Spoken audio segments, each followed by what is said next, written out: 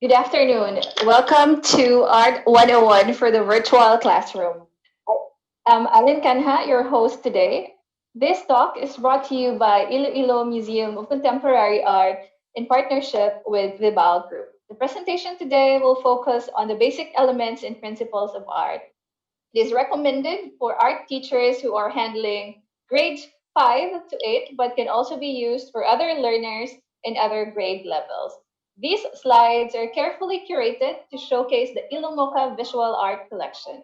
By doing so, we are uplifting the creative genius of Filipino painters and sculptors. In the light of the changes brought about by the COVID-19 pandemic, museums have postponed operations until further notice. This has pushed our team to adapt to the new normal and produce educational content for teachers and parents who have shifted to teaching using online platforms. If you would like to download the slides for this talk, we are willing to share it with you by donating any amount through the GCash QR code, which can be seen on your screen, and by filling out the provided Google form. We are hoping for your support to help us continue producing educational content for everyone. Feel free to ask your questions on the comment section as we go along with our session. So, before we start with the discussion, let us get to know our teacher. Our teacher is Rolly de los Santos. He worked for De La Salle Zubel School as an art teacher for over 34 years until retirement. As a loving husband, father, and teacher, he has shared his experience and knowledge through his published works such as books and poems. He continues to remain active in the art scene by participating in art exhibitions as well as taking art courses like animation and Chinese painting. Welcome to our show, Sir Rolly.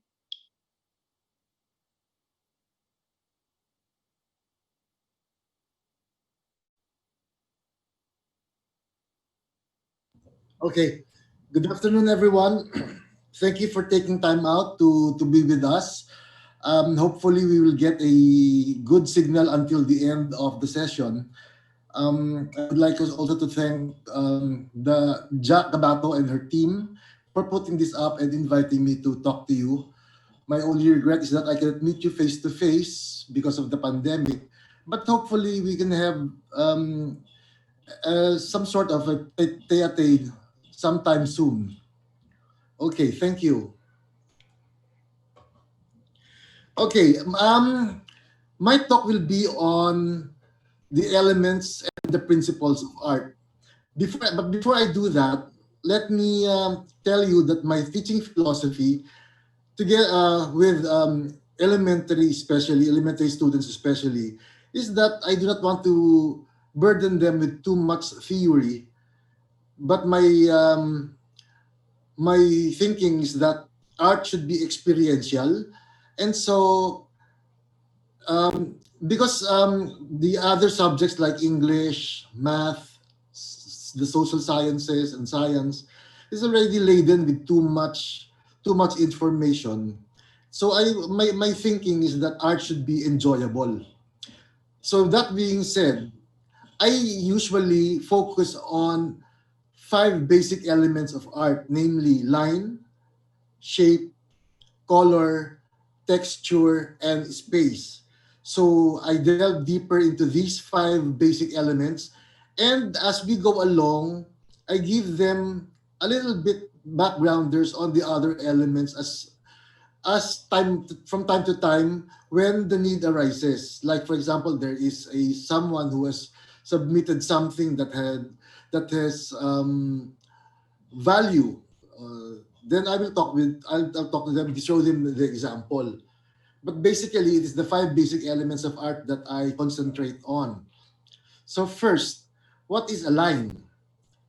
So a line is the foundation of all drawings.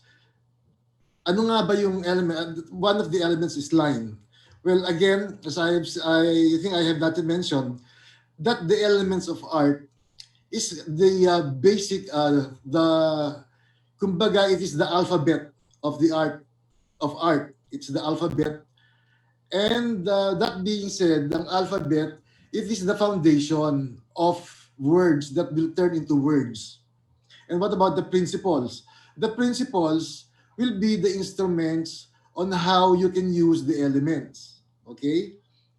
So kung yung elements ay alphabet, then you turn this alphabet into words, into paragraphs, into sentences and paragraphs using the principles of art. Okay, now let's go back to line. So a line is the foundation of all drawing, as I have mentioned, and it is most versatile in the visual elements. It is the start. Okay, so what can you do with lines? Lines have a lot of things that you can do with it.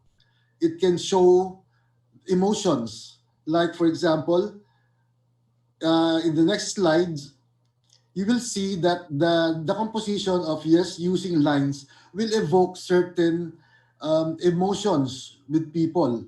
Like for example, the first one is shows nervousness.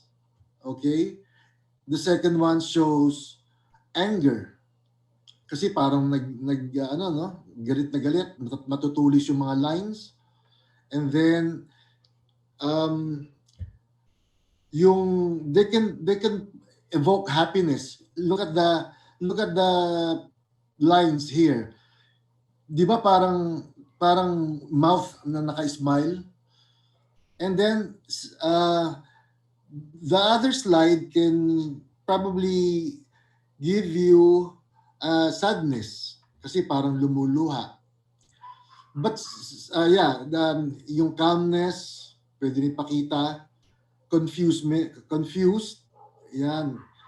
So you see, just by lines alone, marami na kayong mapapagawa sa estudyante. You can use the different kinds of lines, diagonal, horizontal, vertical, thick lines, thin lines, broken lines.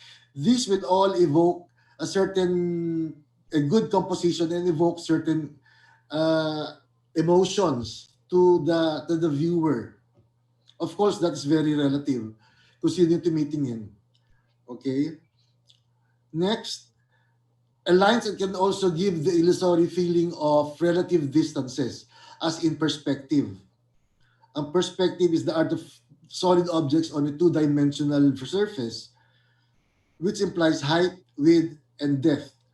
So here we have two examples of a perspective. One is the one-point perspective, and you can see that all lines emanate from one single point, which is called the vanishing point.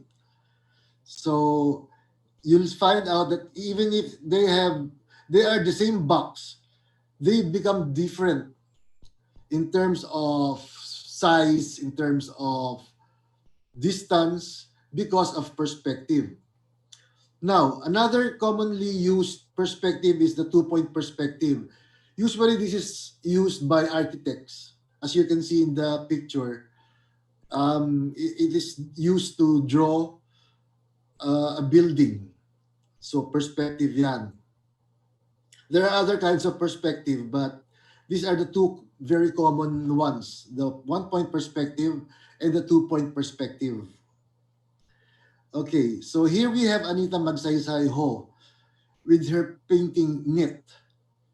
It is a print on paper and she just used lines. Okay? You can see how interesting the painting became just by using lines. Okay? Another very famous artist who uses lines, Arturo Luz. Okay, he uses geometric and organic shapes. He does that with painting as well as in sculpture. So here we have Desert Architecture by Arturo Luz. Okay, shape. When you draw a line and you make both ends meet, you form a shape. So a shape is created when you take a line and enclose it. as in the example here with a koala bear. So there is it's a simple shape, but it formed a figure of a koala bear. Okay. Here we have a painting by um, Alvarado Nawong series, and he just used shapes and colors. So basically, he used shapes to make a composition, an interesting composition of undeniably a face. Okay, so that this is here we have Alvarado, the future imperfect triptych. If you are wondering what a triptych is, it is a set of three paintings put together as one. So that's a triptych. There is also, when you have two paintings in the series, that is a diptych. So this is the one, I suppose this is one of the three, The Future Imperfect by Lino Hamisola. I'm guessing that this is one of the three because it says diptych. So it says there two out of three. So this is the second painting of the group. Um, we go to color. When I teach color, I don't just show them the color wheel as is shown here. What I do is to show them how the colors have been classified, and by doing that, I make the students easily understand and remember the the the way the colors have been classified. So here we have a painting using primary colors. Okay, this is by Luri Legarda. When I say primary colors, every art teacher would know that primary colors is are red, blue, and yellow. These are called primary colors because they are the source of all the other colors. So what I do usually is present it to the students like so. I put them in a triangle and show them that this is yellow, red, and blue, and these are the primary colors, the source of the other colors. Now, if I invert the triangle in as much as it would form some sort of a Star of David, you will get the secondary colors. Meaning to say, if you mix two primary colors like yellow and red, it will produce a secondary color called orange. And red and blue will give you violet. Blue and yellow will give you green. So these are the secondary colors. Now, when you mix the primary color and the secondary color, you will have a tertiary color, or what we call an intermediate color, and that will complete the color wheel, as in the leftmost part of the slide. Now, you might be asking, why are there other colors, especially on the two other wheels? Well, you see, it is the same color wheel, but this time the artist they gave the different shades of each color. Okay, and besides, the color wheel that we are presenting right now is the basic. So we have the secondary and the tertiary color, but you can have even in between those. Like for example, if you put more yellow to the orange, the yellow orange will become yellow orange, or the other way around. You put more red in the red orange, it become red orange, red orange, parang ganon. So it's limitless. The color wheel is limitless if you are very good with producing tones. Okay. Now, how do you use the color wheel? Again, I am going to the basic. The three basic color harmonies will. The first one would be monochromatic. What that means is you get one color from the color wheel, add either white or black, and it becomes, you have more shades of that color. Okay? And you can see that just by using that monochromatic tones, monochromatic harmony, you can produce good pictures as shown here in the two slides that we have. Okay? Um, the next one is called analogous. The word analogous comes from the word analogy, and it means related. Why are they related? Okay, if by my example, I showed you that the red is at the left side, you will find out that on that side, you will have all the related colors, because the related colors, like you have orange, red violet, yellow orange, and these colors are related in a sense that they have red in them. So yung mga colors na yon that has red in it is called warm colors. Okay, if that's wait.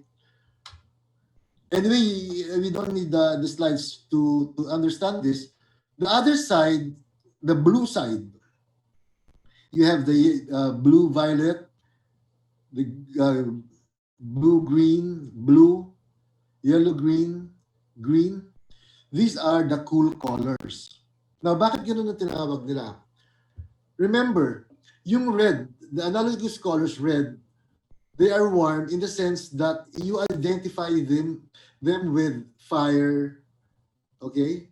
So, usually, mainit siya, mainit sa pakiramdam. So, if we call it color temperature, then those are warm colors. Yung naman blue, we associate it with the sky, with anything that is cold. So, cool colors. Okay, the next slide is, if I can have it, the next slide is complementary. Now, complementary comes from the word complement.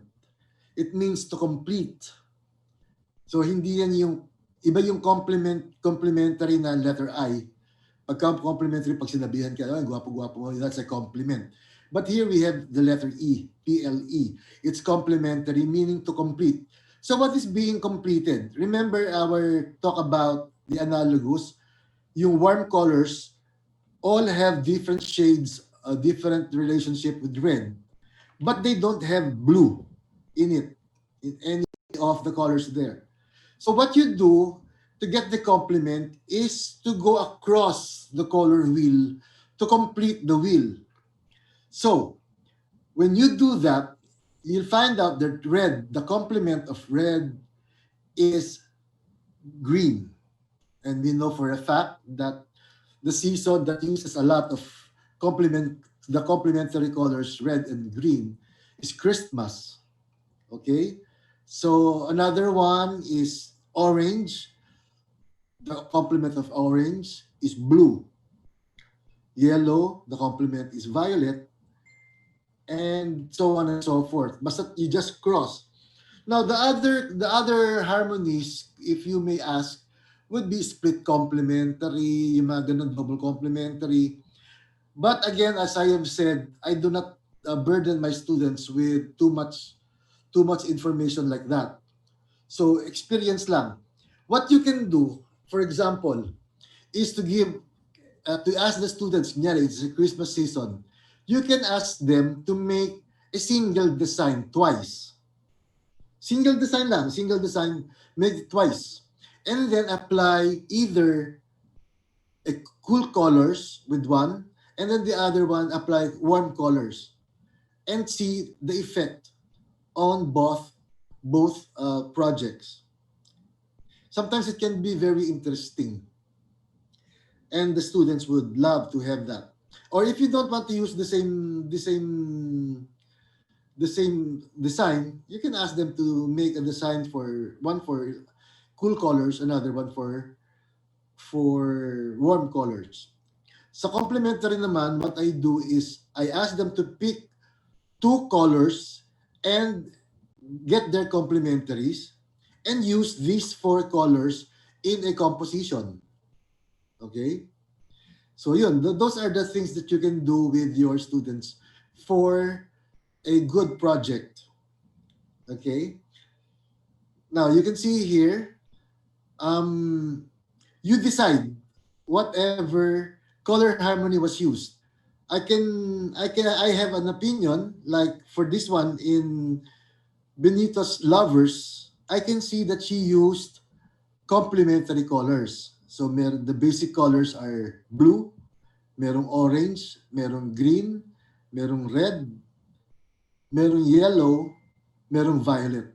So basically, I think she used Hoven. I think he used complementary colors. But it's up to you. If you don't agree with me, but as long as you can defend your stance why it is so or why it is not so. Another example would be here we have um, Nelman Muhammad Ali.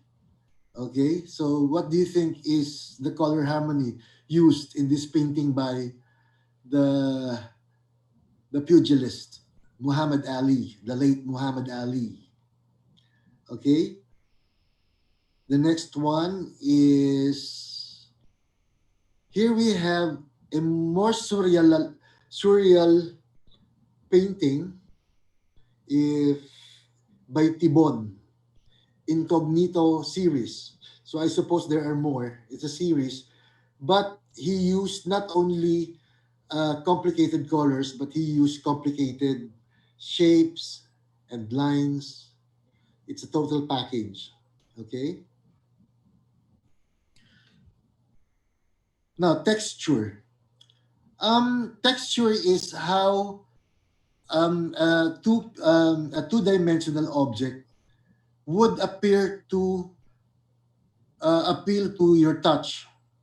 So basically, the best example of texture would be the impasto, whereby you have very thick dabs of paint, and you don't need to touch it. You can see that it's thick and it's rough, and that is texture. But that is only one way of showing texture. Sometimes other artists would present you with a very smooth surface, but yet you can feel the texture in the composition simply because the artist was able to use different devices to make it appear as if the object or the surface is rough. Okay, so here here we have Mass Hysteria number 2. It is from Vinluan, Live Vinluan. So kitang-kita naman yung texture niya, no? Uh, she employs the impasto technique as I have mentioned to create globs of paint. One painter that is very famous for using the impasto is Vincent van Gogh. Okay, he used very thick paint, and considering that he was poor, he did not have paint, that the luxury of having paint. It was only his brother who provided him with art materials. And so you can just see, kung ako yung kapatid ni Vincent, ang kapal-kapal ng kanyang pintura, magagastusan na naman ako. But anyway, that he is very popular with impasto. So that is texture for you. The next one is here we have fabric, 3 fabrics. See that? Kitang-kita yung texture. Even if it is just a photograph na nakikita nyo ngayon, you can feel the creases. The creases of the fabric. May texture siya. Okay? So, this is by Cruz, three fabrics. And you can see the folds and creases implying texture. And I suppose he was very, or she was very successful in showing texture. Next, we have space. Now, you must remember that there are two kinds of spaces, the positive space and the negative space. And how you use it wisely will give you will define the success of your of your project of your painting. Here we see how space has been used. If you look at the left side, you find the positive, and you look at the positive space, you find two people facing one another. So, ayan. But if you look at the space on the next slide, if you look at just the space, the negative space, you will find a positive. It becomes positive, and you can see a vase or a vase. Okay, so that is how space can be utilized. Okay, so you have the positive and the negative space, and how you can use it to your advantage. One of the famous painters who used this concept is Salvador Dali in his paintings. Okay, the next one is here. Look at this. Look at this picture. There, it seems like it has more space than the positive space, because the positive space, the shoes occupies probably less than what the negative space uh, utilizes. But you can find that it appears to be full, because the artist knows how to use the the spaces, both the negative and the positive space. Okay. Here we have another one artist, Mildeo Cruz, who used who used space to emphasize. Here you have, if you look at the negative space, the yellow, he used it to emphasize what appears to be a face. If I recall correctly, this is called gestalt. That even if there is no outline or no details showing us, we know for a fact that that is a face. Okay, so this is by Mideo Cruz, and it's called yellow. Obviously, it's because of the negative space, yellow, to emphasize the figure. Okay, there are other the five elements of art. The first one is form. What is a form? Form is merely a space that is drawn to have length, width, and length, width, and height. When you do that to a shape, it becomes a form. Like for example, a box.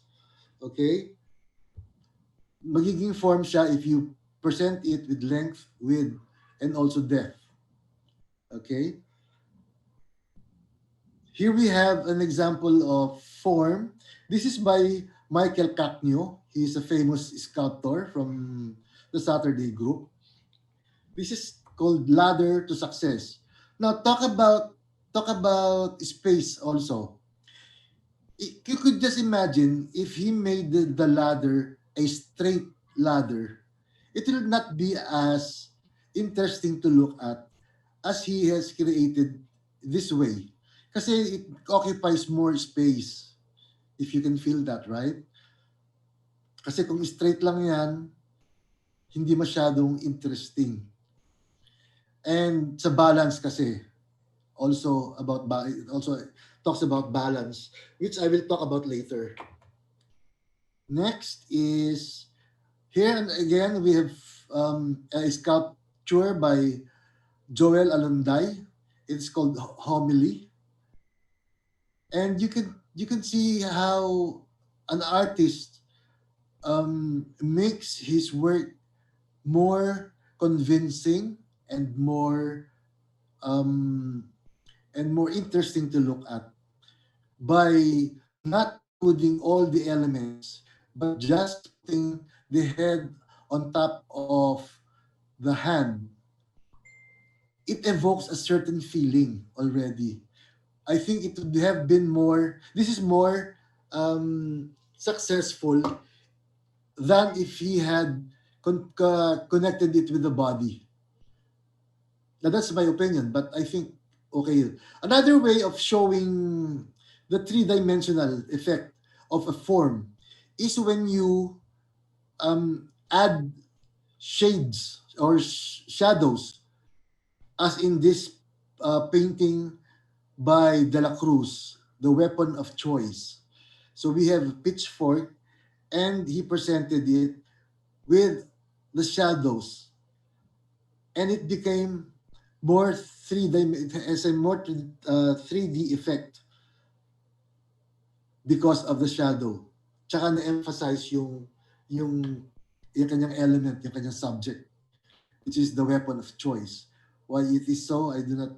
I suppose it's used for violence. Siguro it can be used. I remember the man with the hoe, but that's a different painting altogether. Anyway, value or tone. Okay, the value is the interplay between light and darkness. Usually, we use the circle or a sphere to teach um, tone or value, simply because it has a lot of elements that you can study. Like for example, the background alone will give you will emphasize the figure of the sphere, and then the way light bounces on the surface that receives light the most, and the surface that does not receive the light. And also you can tackle the reflected light somewhere at the center of the umbra. On the next slide, we have different color. Okay, this one is Fiat Voluntas Tua by Cat Malazzaro. This is very reminiscent of the works of the Baroque period, especially the Dutch painters that used light and shade. This is called chiaroscuro, and Rembrandt is one of the main artists who's very popular in using chiaroscuro. So here we have Fiat Voluntas Tua by Malazzaro, and you can see the effect, the dramatic effect it has on the figures because of the light and shade. Next is again the importance of showing value, the dramatic effect it has is shown here with some Ponas work, Keep 2 and the Keep 2. Why it has two titles is beyond me, but that's what his title is. He employs value with his use of bright while radiating. One way of making light um, to emphasize is used here by the painter. The source of light is the one that he's holding. Okay, so he is very successful in radiating the light coming from that source. You can see the effect of it on the figure. Very, very interesting and very, very beautiful. The next one is here, violin. Again, if I may talk about texture, this is two-dimensional, but you can look at the creases, the texture created by the notations, the musical piece. Okay, it's all crumpled, and all lines lead you to the violin. Okay, so one way of having hinted at another one is movement. So you can see that all the lines point to the violin. Next one is we have the principles. So that concludes our talk on elements. We go now to the principles of art. As I have mentioned, if elements are the tools you use, or the alphabet, if you may, the principles of art is how you use these tools. So if words, you create a poem, you create language, you create essays. That is the principles. Okay, so we have rhythm, harmony or unity, we have balance, we have movement, variety, scale or proportion, and we have emphasis. Let's go to rhythm. If I may equate rhythm to music, it will be that steady beat rhythm. The same thing with art. If you have a repetition or you have a pattern to follow, the viewer can follow, that pattern is called rhythm. So here we have repetition of shapes, repetition of patterns. Now, um, rhythm cannot only be about repetition. There can be alternation, there can be alteration.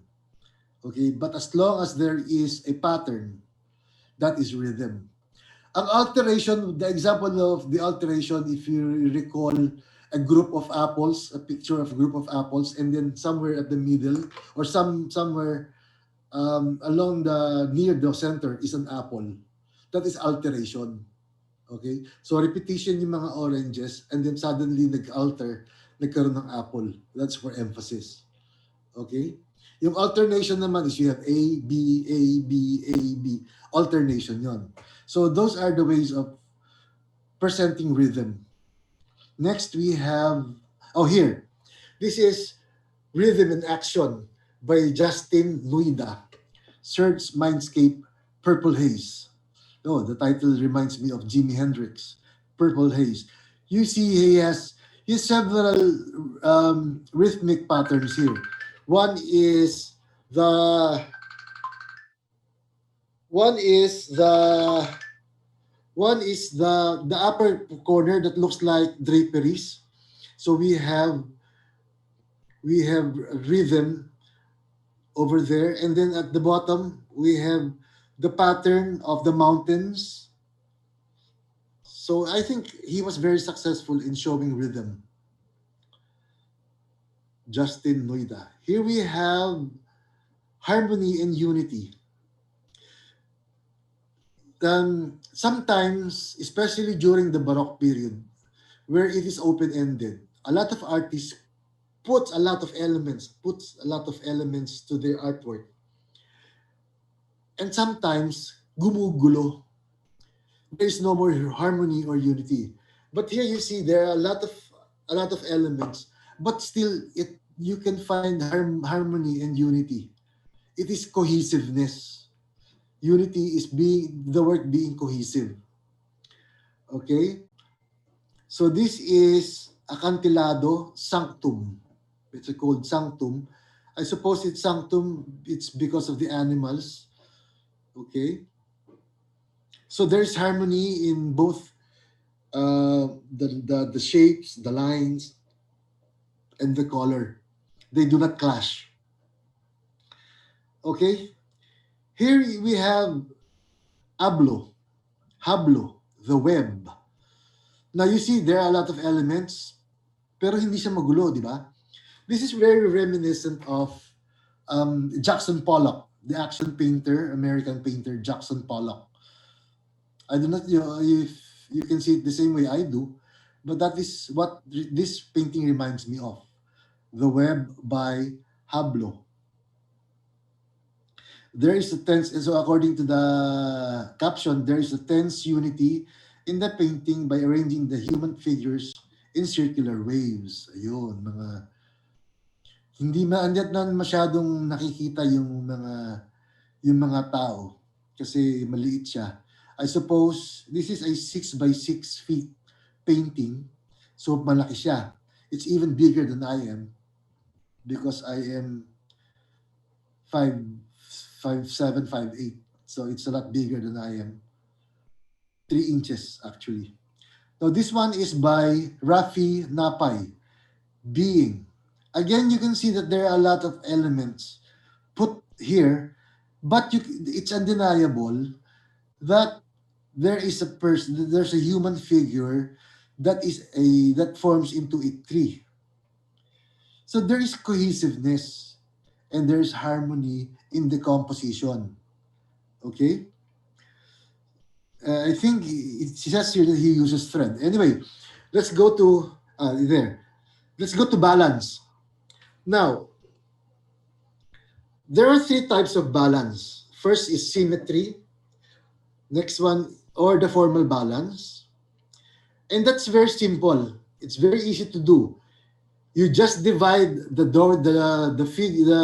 paper, the surface, into two equal parts.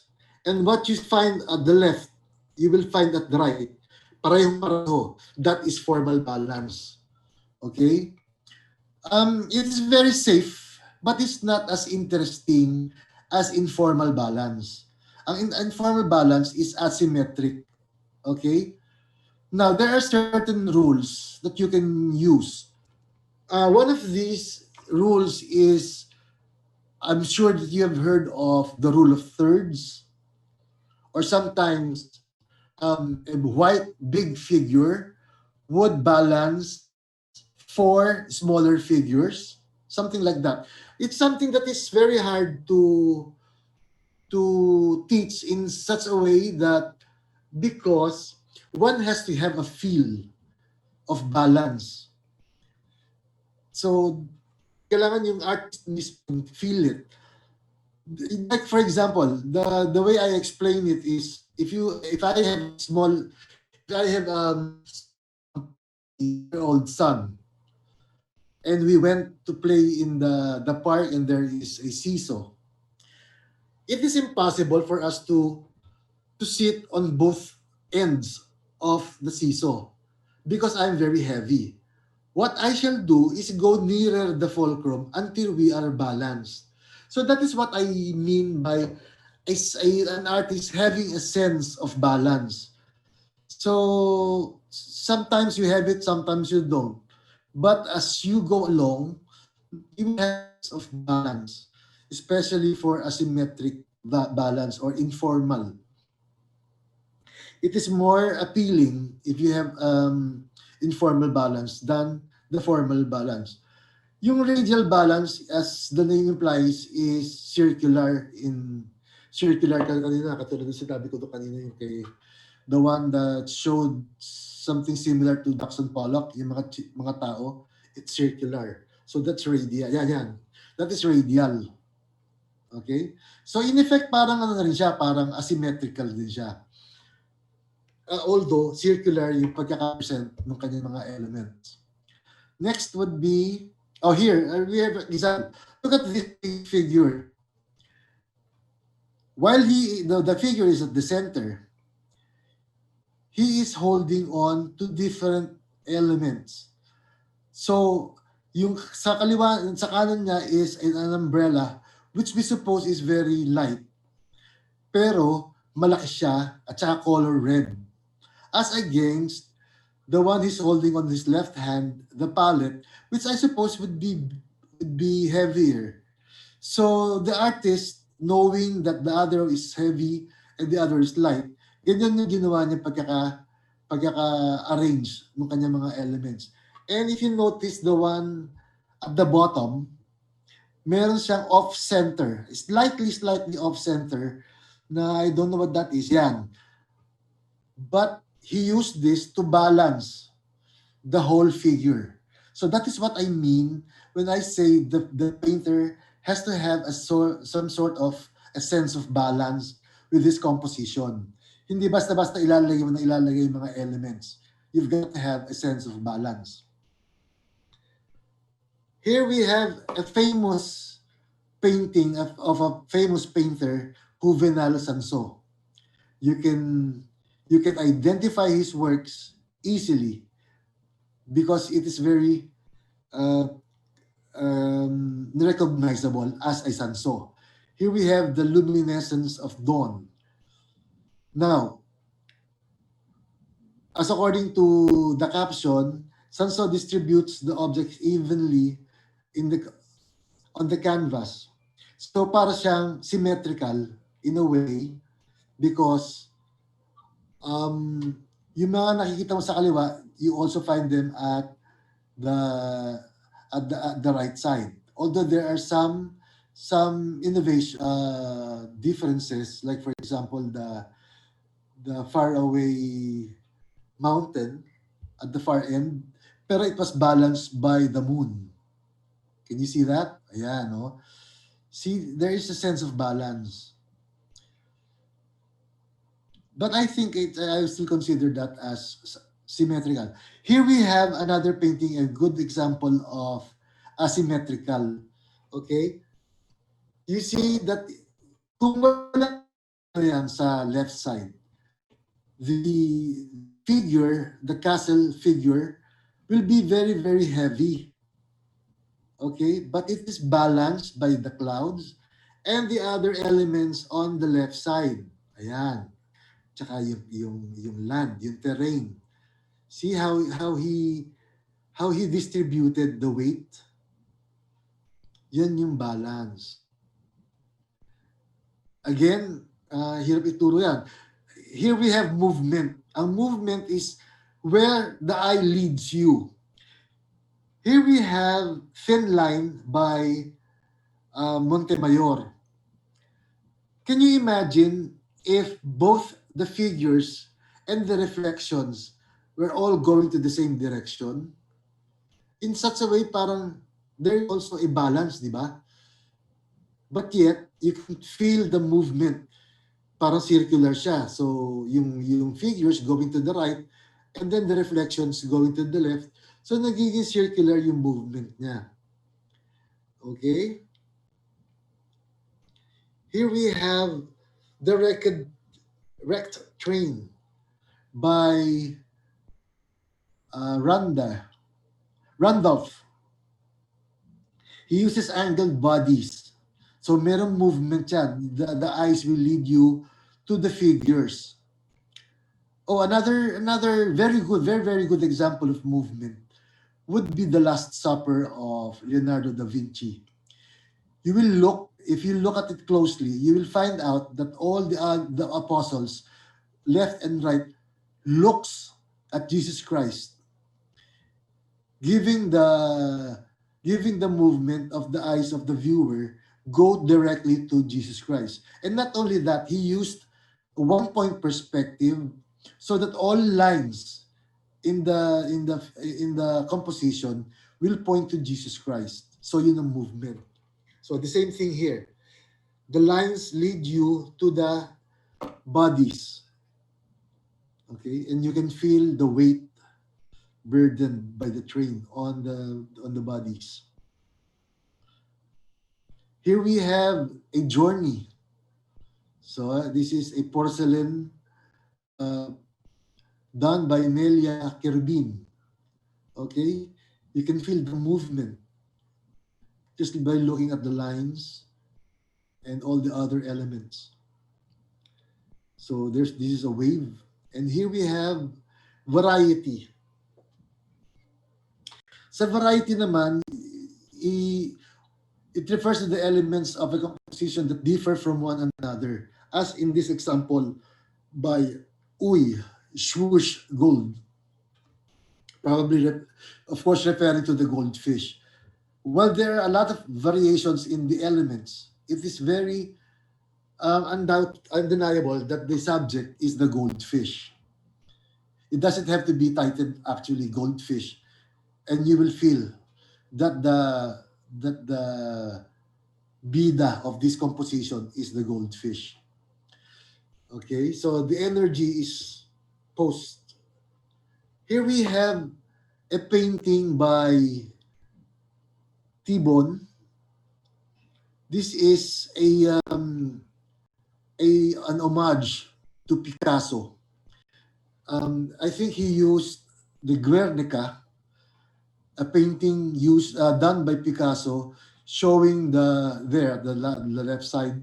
This is the original of Picasso, showing the horrors of war during the Spanish world start of World War II.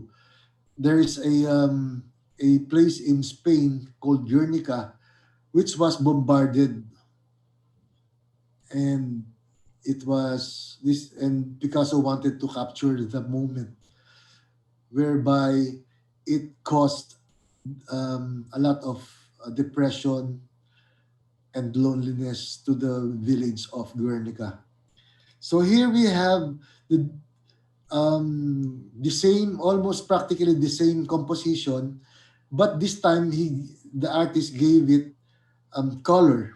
But you can see the variety of shapes he used to make this composition. So variety, and yet it is harmonious in both terms of color and shapes. Next is here another example of variety. Tapaya, slave broker. Again, I need not mention anymore that there are a lot of elements that uses varied um, lines and texture. Okay, and yet it becomes harmonic. Okay, let's go to scale and proportion. Scale refers to the size of an object, okay, in relationship to another object. So, and then the proportion refers to the relative size. Okay? Teka lang. The size of parts of a whole, elements within an object. So ito yung scale. Yan, ito yung the scale of the size of man as regards the size of the form, the rectangle form here. The proportion will be the relative size of parts of a whole. If you can go to the next slide, I can show you proportion here. The scale is proportionate to the elements here. You can see that the horse in proportion to the rider. We see how big the horse is and how tall the man is. Yan yung ratio and proportion. Okay? So, tama yung scale niya. Here's proportion by Ferdinand Cacnio. Michael Jackson. It's very, you cannot um, mistake this for anybody else but Michael Jackson. This is his famous dance form. Yung, I don't know if it's moonwalk, kasi ang moonwalk gumagalaw. But anyway, it's moonwalk by Ferdinand Cacnio, and you can see the proportions. The arms is proportionate with the body and the legs and the head. So tama lahat yung proportion niya. You can just imagine if the arms were longer, hindi na siya magiging proportion, hindi siya magmumukhang tao. So this is sculpture by Cacnio. And this one is a Mongolian hussar with animal extensions. If you compare this horse with the other one, this would look like a pony in relationship with the rider. You see kanina, yung rider is very small compared to the horse. But this time, the rider is almost as big as the horse. So I guess this is a pony in terms of size. And these are wolves, again in terms of the form and the size. So that is what proportion and scale gives you.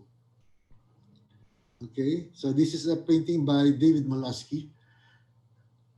Okay, the next one is emphasis. Well, emphasis is quite explanatory.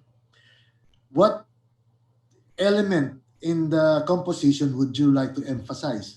Here, in this painting by Garibay, Nobelista, we have the painting that emphasizes on the head of Jose Rizal. Okay, the Bilista, because Jose Rizal, of course, is a novelist. And you can see the other elements. Okay, halos hindi mo na siya mapansin because of the emphasis given on the figure of Jose Rizal. So that's one way of showing who the real star is. Emphasis. Next is Jerry Miranda's Tunog ng Kahapon. Can you see? Here we have a variety in color. Look at the background, it's black and white, almost black and white, the stones, as compared to the two figures which are colored. Here we have the woman in, I think, Decolete or Maria Clara, and here we have a tuba player. Undeniably, the center of attraction would be these two. Okay? So, emphasize siya because the other elements are downplayed. Okay? Next is, what do we have next? Oh, here. Kita-kita yung emphasis because of the proportion or the size of the figure, which almost practically covers the whole area. And again, using movement, look at the different lines created by the creases. It points to the teddy bear, which is supposed to be the main attraction of the painting. And he used bright colors. Another way of of showing emphasis is through color. Okay, so this one, the Invictus of Lyra Garciliano, Invictus 1 and 2. So this is a series, a diptych, if you may. So medyo malaki din siya. So that, I think that brings to a close our lesson for today. I hope you have learned something from me. Although I know this is just 101 and probably you already know these principles and elements. I hope just by this alone, I have given you some insights. So thank you for your time. It's almost 1 o'clock. I've been talking for 1 whole hour. Again, thank you to Ja and her team for inviting me over, and hope we can be together again under normal circumstances. Thank you so much. Thank you, Sir Rolly. We do have some questions from our followers. Okay. So we have here a question from Miss Abby Aragon Garcia. So she's asking, among all the elements and principles of art, what is the most important and what pushes or inspires artists like you to create a masterpiece of art? Okay, if I may respond to that, I don't think there is one element or one principle in particular that is more important than the others. Lahat sila pantay-pantay. It is just how you treat it, or kunyari, what would you want to emphasize on, or what would you like to feature? Like for example, the examples I have given, si Anita Magsaysayho used lines in the example given. So walang I don't think there is any one one element or one principle that will be more important than the others. Kailangan parang pantay-pantay sila. It will just depend on what your what your what you want to emphasize, or what you want to convey, what message you want to convey. Thank you for the question. Thank you. I hope that answers your question, Abby. Um, Again, if you have questions, we can still take one or two, especially for the teachers. Although the slides will also be available for you, if you we will give you instructions on how to access the slides later. Um, but if you have questions now, this is your chance so that Sir Rolly can answer them right away. Magka-countdown ba tayo, sir? Okay, by the way, if I may bold enough to um, mag-plug ako, you can find my works in my FB page. It's under Tito Rolly because that is my professional name or artist name, Tito Rolly. That's how I sign my works. So if you're wondering what I do, you can find that in my FB account, Tito Rolly in Facebook. I also maintain the blog, titorolly.blogspot.com. There you'll find my essays, sometimes my poetry, mga ganun. Well, multidisciplinarian pala si Sir Rolly. There's a question. There's another question though. Someone is asking, who is your favorite artist? Or if Oh, we ever have one. I have many. Sa Philippines, I have Cesar Legaspi, Malang, um, si Vicente Manansala, Jose Hoya. Marami eh. Sa ano naman, sa foreign, I like Vincent van Gogh, Franz Klein, si Cezanne. I can drop a lot of names, but they are all my favorites. Especially All right. if you see the originals, ang gaganda. It's really Picasso, of hard course. to pick. No, it's which artist is your favorite. It but depends my like on. but my if you can find my works, my main influences would be Cesar Legaspi and Picasso.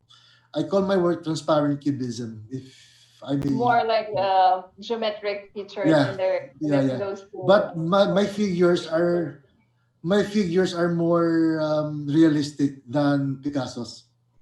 So All transparent right. cubism. Okay.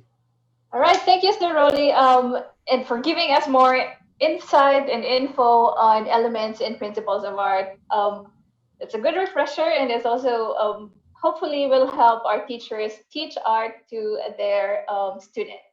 So again, if you want to have a copy of our slides for your virtual teaching, these will be available for download by donating any amount to Ilumoca's GCash. The QR code can be seen on your screen. Just fill up the Google form that we provided, and we will be able to send those slides to you. Your support will really help us continue produce features such as this, educational content, just like what we did today, which you can use for your teaching activities. And also, don't forget that tomorrow we will have our sketch session. We will apply all that we have learned today. So you can sharpen your pencils and ready your art materials because we will be sketching the Miagao Church with our resident urban sketch artist, Mr. Aurelio Castro III. So we will have art material prices in store for our urban sketchers. Again, for October, you can take note of the schedules that you see on the screen. So we will have those events, visual storytelling through shadow play, and visual narratives with finger puppets. These are also geared to helping teachers teach contemporary art in their classes. So these events will be in partnership with Shikating Book. And also, if you want to watch this live stream again, you can go to our YouTube channel, Museums Matter. Again, that's Museums Matter on YouTube.